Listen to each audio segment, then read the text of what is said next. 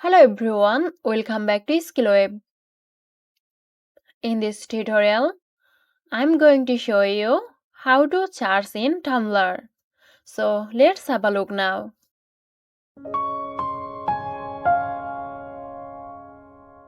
At first, make sure you are logged into your Tumblr account.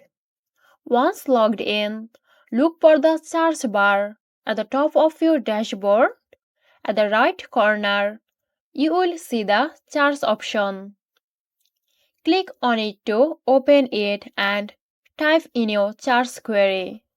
It could be anything from a specific tag, blog, or topic you are interested in.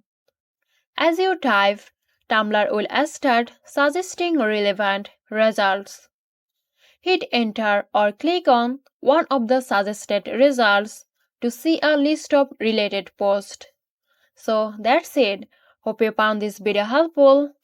Stay tuned for more helpful tutorials here at Skillweb.